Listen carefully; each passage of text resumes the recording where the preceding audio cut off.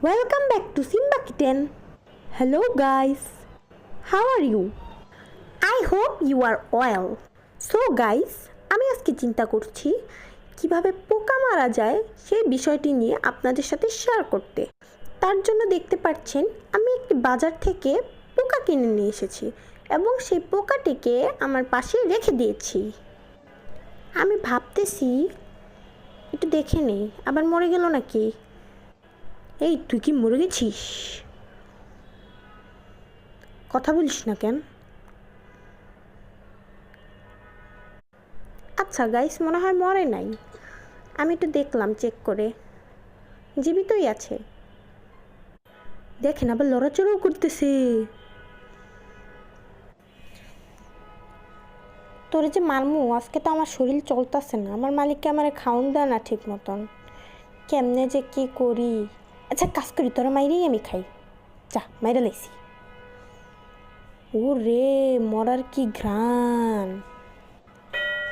দেখি আবার আশেপাশে কেউ দেখলো নাকি, কি জানি কলিং বেল দিচ্ছে। চুপ থাকি। কি রে, মশাই দিয়ে আবার লাফালাফি করে। আরে কি মারলাম আমি? লাফাস কি লেগা? ও মা গো, পকেটটা এখনো শিক্ষা হয় নাই। থাক, নিশ্চুপে আবার আর একটা দিয়ে দি মনে মাই। একটু চায়া চায়া দেখি কতক্ষণ কি করে।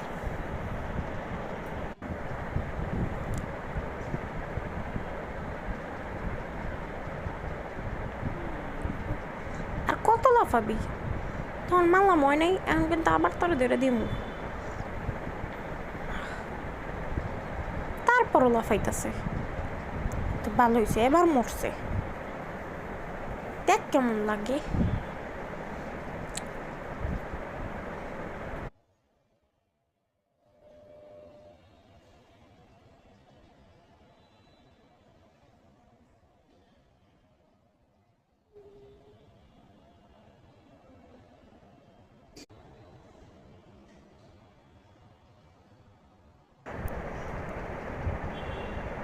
এবার দেখলেন গাইস, মশা মারার নিউ পদ্ধতি আপনারা শিখে রাখেন। যদি ভিডিওটি ভালো লেগে থাকে তাহলে অবশ্যই লাইক, সাবস্ক্রাইব এবং বেশি বেশি করে কমেন্ট করবেন। আর আমার মতো সুন্দর করে পোকা মারা শিখবেন।